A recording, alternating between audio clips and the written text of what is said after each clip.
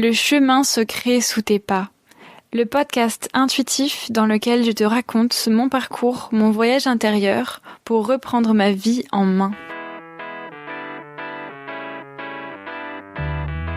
Je suis Maëlys, j'ai 30 ans et je traverse ce qu'on pourrait appeler une crise de sens ou crise existentielle ou encore crise de la trentaine. De retour chez ma mère, célibataire et sans emploi, mon but est de partager avec toi mes aventures et mes mésaventures, un chemin vers la vie qui m'inspire. Dans ce podcast, on parlera thérapie, cœur brisé, orientation professionnelle, santé, rêves et j'en passe. Au travers de mon récit, d'interviews, de lectures, de poèmes et de discussions, j'espère vous inspirer et peut-être vous donner des tips pour votre propre voyage intérieur. This is really something. I'm telling you one thing. I'm waiting for nothing. Dans cet épisode, enregistré il y a quelques mois, je vous raconte mes vacances d'été en chantier participatif et comment cette expérience m'a aidée dans mon parcours pour reprendre une vie active. J'ai également le plaisir de vous partager les voix de plusieurs invités spéciaux. Bonne écoute! Alors, on est en octobre. Non, on est le 1er novembre, donc on est officiellement en novembre. Et ça fait 2 mois du coup que j'ai pas publié de podcast parce que, comme je vous l'ai dit au dernier épisode, je reprends mes études cette année et cette année est vraiment intense. Et c'est un peu ce que j'appréhendais et je vous en parlerai dans un prochain épisode, mais c'est pas exact, enfin, c'est ce que j'attendais et en même temps, le fait de le vivre, c'est quand même intense. Bref, dans cet épisode, j'avais envie de revenir quelques mois en arrière parce que avant que cette rentrée se passe et que je me lance dans un tourbillon infini, il s'est passé beaucoup de choses cet été et des choses qui m'ont permis de mieux appréhender cette rentrée justement et que ça se passe mieux. Et j'aimerais vous en parler.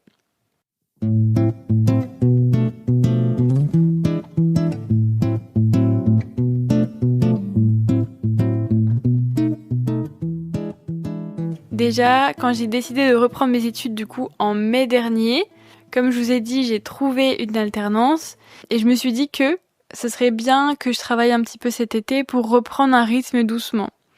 En fait, ça faisait depuis 6 mois à peu près que je travaillais plus, que j'étais à mon rythme. J'avais vraiment pris ce temps entre janvier et juin de reprendre contact avec mon rythme à moi, essayer de savoir qu'est-ce qu'étaient mes limites.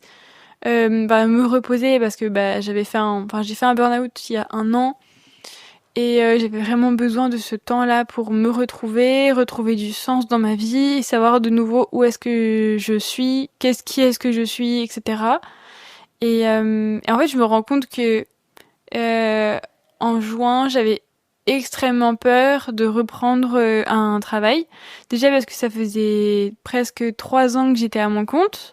Même si j'avais forcé sur la corde, c'était moi qui choisissais mes horaires, mon rythme, plus ou moins en fonction des demandes des clients, mais c'est quand même moi qui étais directrice, entre guillemets, de ma vie.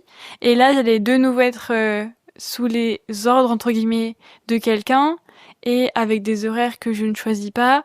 Et en fait, ça me faisait aussi très peur de perdre ma liberté, et de perdre aussi le rythme que je venais de trouver et l'équilibre que je venais de trouver dans ma vie.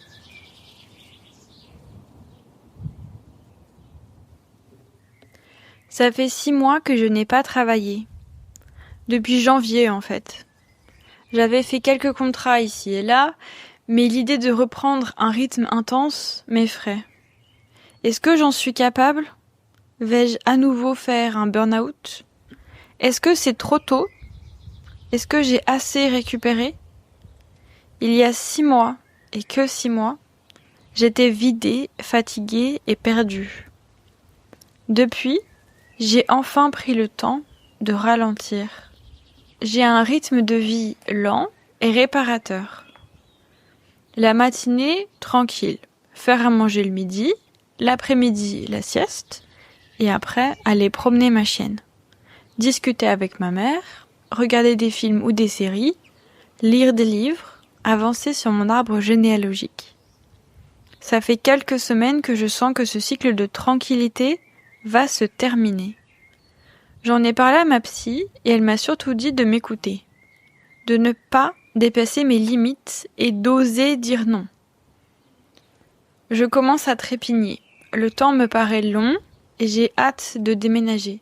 J'adore ma mère, mais il est temps de partir, d'avoir un chez moi et de reprendre un travail.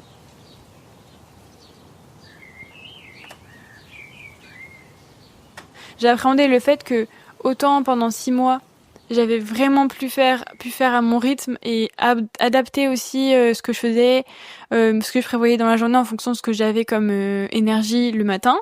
Autant là, en fait, j'aurais pas le choix et c'est ça qui me faisait très peur et j'avais l'impression que mon corps ne se remettait pas et que la fatigue serait toujours présente dans ma vie. Et je sais que j'en avais parlé avec ma psy et qu'elle m'avait dit faut que je fasse attention à savoir à repérer où est la limite et à faire attention à pas la dépasser. Donc ce que j'ai fait, c'est que du coup j'ai travaillé au mois de juin et un petit peu au mois de juillet dans un restaurant quelques jours par semaine quand ils avaient besoin.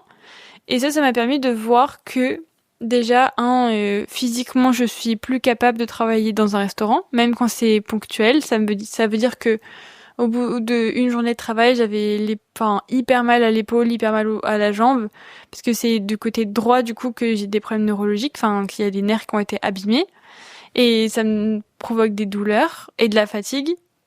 Et donc ça, je me suis rendu compte que il y avait un deuil que j'avais pas terminé par rapport à ça. Et qui du coup s'est fait à ce moment-là en même temps. C'était la dernière fois que je travaillais dans un restaurant, je pense, peut-être pas de ma vie, peut-être que je donnerai encore des coups de main de temps en temps, mais je pourrais plus le faire professionnellement à 100%. Et aussi, une autre chose, c'est que je me suis rendu compte que même quand je connaissais mes limites, que j'en étais consciente, je les dépassais sciemment pour les autres. Dans le sens où quand je travaillais dans le restaurant avec cette personne que j'aime beaucoup et qui, je sais, est toujours en train de dépasser ses propres limites elle aussi, du coup, j'essayais de faire le maximum, même si moi, ça me coûtait de le faire et même si moi, je savais que j'allais dépasser ma limite physique parce que je savais que ça allait la soulager elle et je me disais, moi, ça va parce que demain, je peux me reposer alors que elle, non. Et si elle m'embauche, c'est parce qu'elle a besoin de se reposer, de pouvoir se reposer sur quelqu'un. Donc, je veux pas la décevoir. Et je me suis rendu compte qu'en faisant ça, du coup, je m'écoutais pas moi. J'étais pas, c'était pas juste en fait, ni pour moi, ni pour elle. Et à un moment, je crois que j'ai eu besoin de prendre un peu de recul par rapport à ça. Et il se trouve que à ce moment-là, j'ai une amie qui m'a dit qu'est-ce que tu fais à partir de lundi? Je crois que tu voulais peut-être aller au rêve de l'aborigène, mais que t'as dit que peut-être que non. De toute façon, il n'y a plus de place, je sais plus trop. Par contre, si tu ne fais rien de lundi à dimanche prochain, et que tu as envie de bouger, que tu as envie de découvrir un habitat léger qui est fort sympathique, je t'invite à un chantier participatif en Bretagne, juste à côté du site officiel des Carter. Voilà. Mais oui, Rory. Attends, elle arrive, maman. Ouais, écoute, je vais demander à Julie si elle a besoin de moi la semaine prochaine. Et si elle n'a pas besoin de moi, je suis chaud pour venir sur le chantier participatif. Donc j'ai pris ma voiture et j'ai posé mes congés entre guillemets en chantier, comme le nom l'indique, qui est chez des particuliers ou dans une association. Et c'est des bénévoles qui viennent pour aider une personne ou une association sur un projet de construction, de reconstruction, de rénovation, etc. Et là, du coup, c'était sur une paillourte. Donc c'est une yourte qui est en paille, en terre paille. Et moi, je connaissais pas du tout ni les paillourtes, je connaissais les yourtes, mais de nom, et j'avais jamais vu une yourte en vrai. Et je me suis dit que ce serait hyper intéressant de le faire parce que je connaissais pas. C'est un mode de vie un peu différent. Donc je me suis dit ça va me sortir un peu de mon quotidien. Ça va me permettre de voir autre chose et puis de partir un peu en vacances en même temps parce que c'était en Bretagne.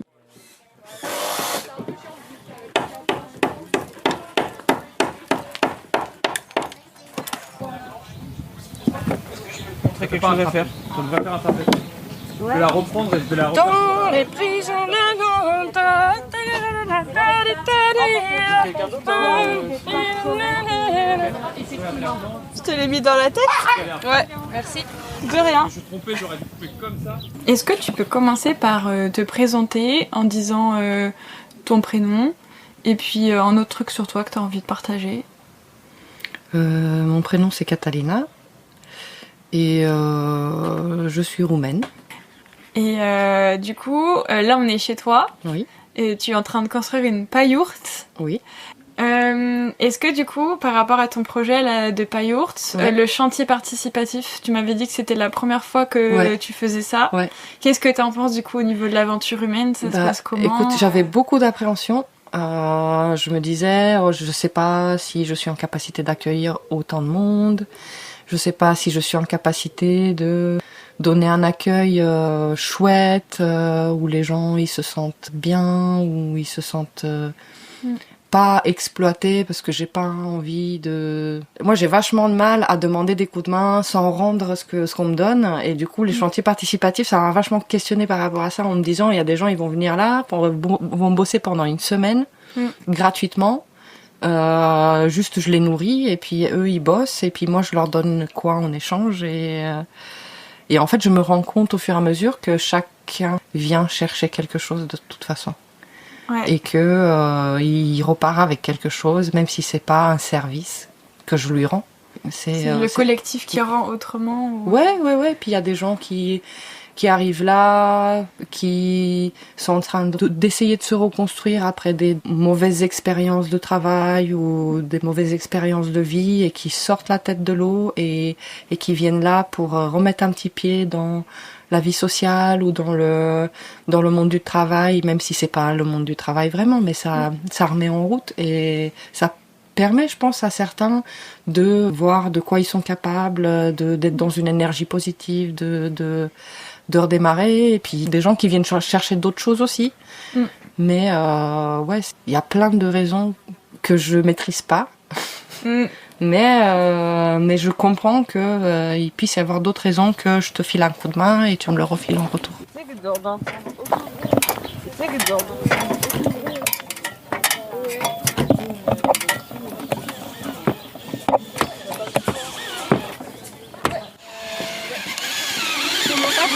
Sinon ça casse le bois. Ah oui. Mais oui, en plus je me suis dit, il faut pas... Vaut mieux que tu les fasses là et en biais, ouais. comme ça finit par toucher, mais parce que si tu peux pas, ça casse le bois. Comment ça se passait sur le chantier? C'est assez simple. Le matin, on se levait assez tôt pour être à la fraîche, comme on dit. Ensuite, on allait prendre un petit déjeuner tous ensemble. On faisait un petit étirement, un petit échauffement.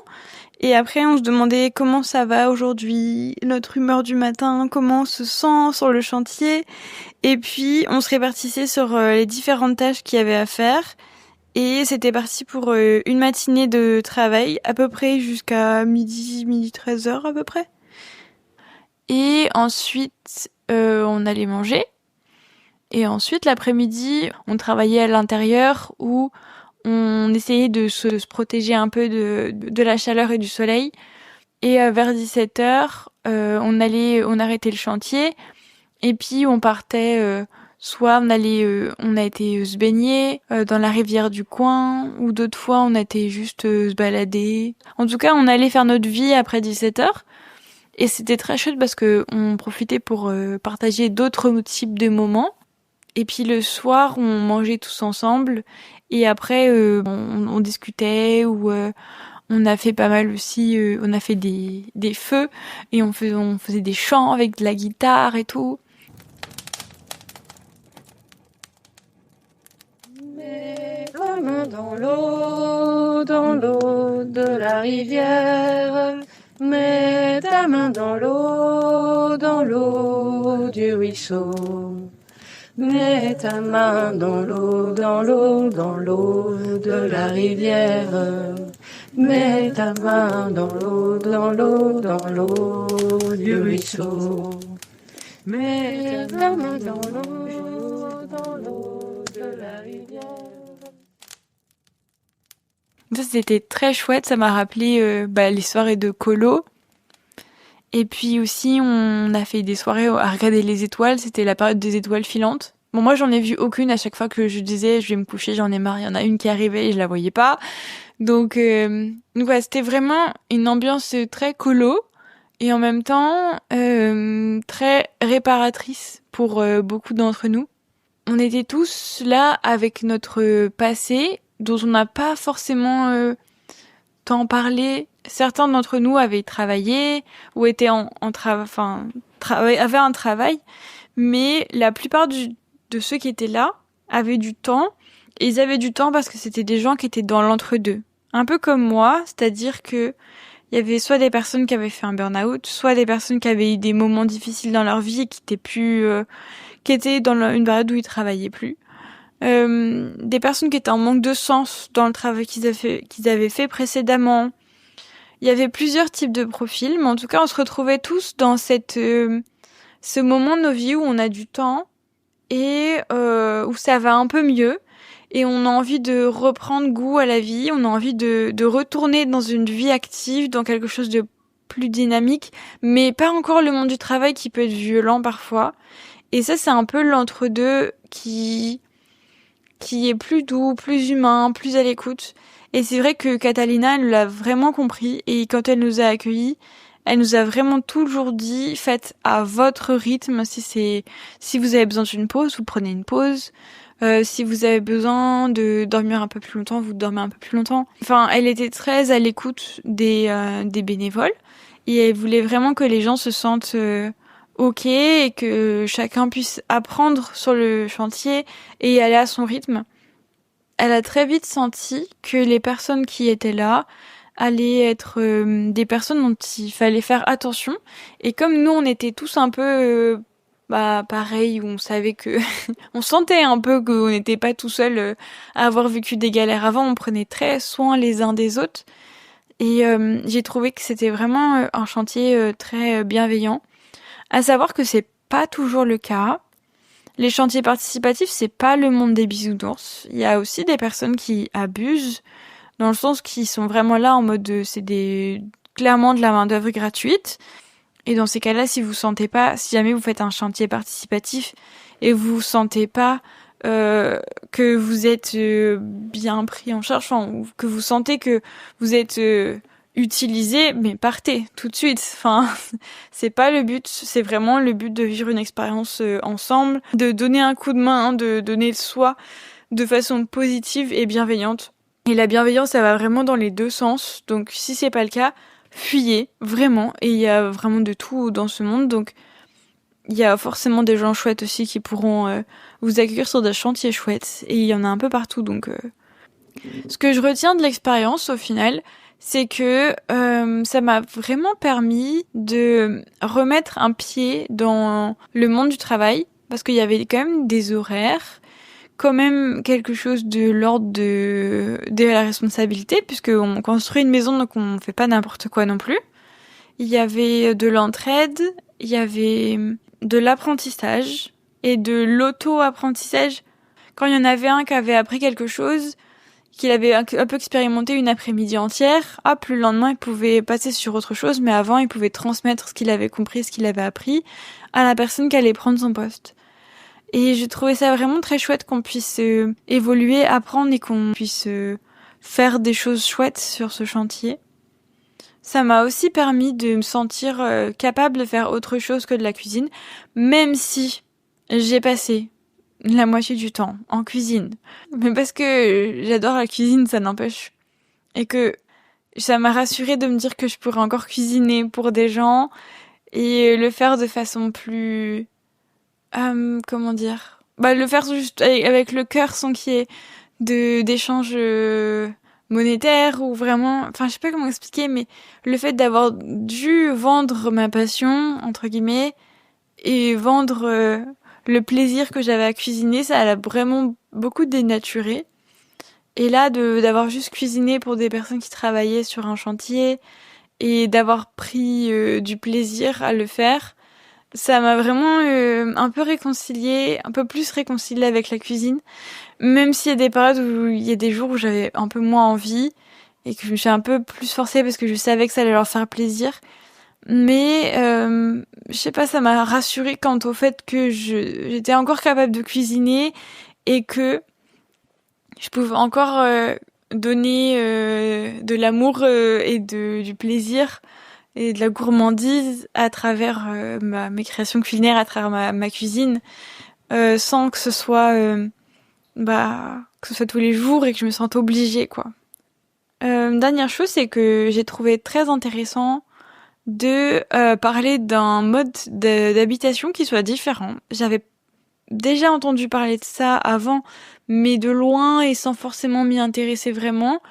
Et maintenant que la trentaine est arrivée, il y a une petite voix en moi, quelque chose en moi qui a de plus en plus envie de s'installer, d'avoir son vrai chez-soi, pas une location, mais quelque chose qui m'appartient, dans lequel je peux faire des murs de toutes les couleurs si j'ai envie. Et le fait d'avoir vu quelqu'un qui construit sa maison, ça a fait un peu, ça a travaillé une partie de moi qui me dit j'aimerais quand même bien m'installer. Et je vous en parlerai dans un prochain épisode, mais ça a réveillé une envie de m'installer et ça a réveillé plusieurs choses par rapport à ça. Mais ouais, je vous en parlerai une autre fois parce que là, ça va faire beaucoup et j'ai plein de choses que j'ai apprises par rapport à ça dont je voudrais vous parler. Mais voilà, ça c'est tout ce que ça m'a apporté, vraiment de la joie, du bien-être. De l'envie de faire ensemble et de faire à plus grande échelle, de faire pour plus que soi.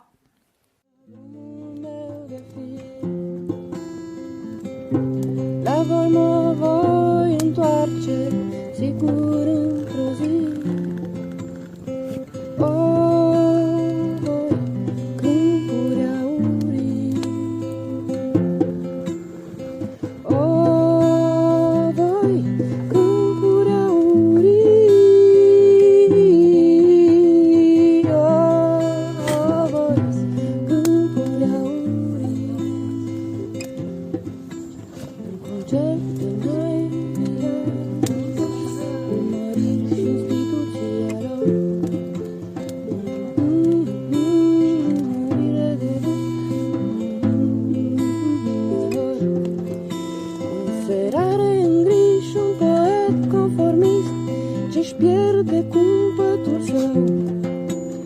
Cadență tactic, cetățean optimist și nevoia mea de zâmbetul tău.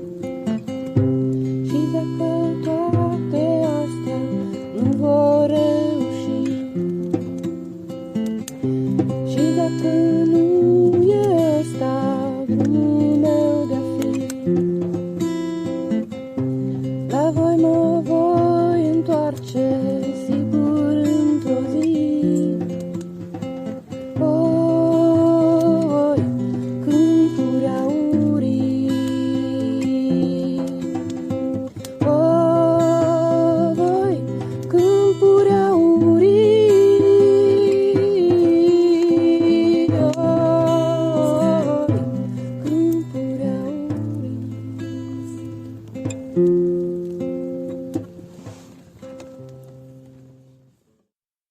Merci pour votre écoute et un grand merci à mon amie Marine qui m'a invitée sur ce chantier et sans qui cette aventure n'aurait pas été la même.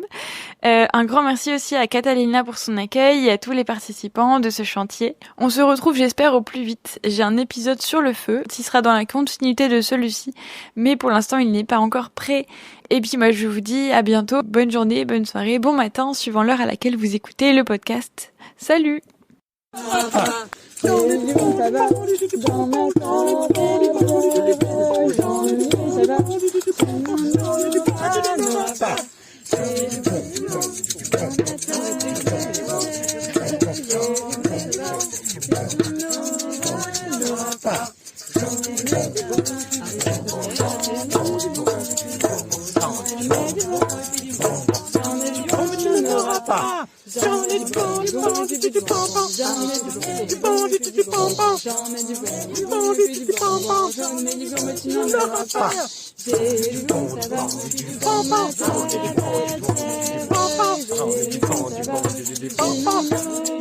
n'auras pas.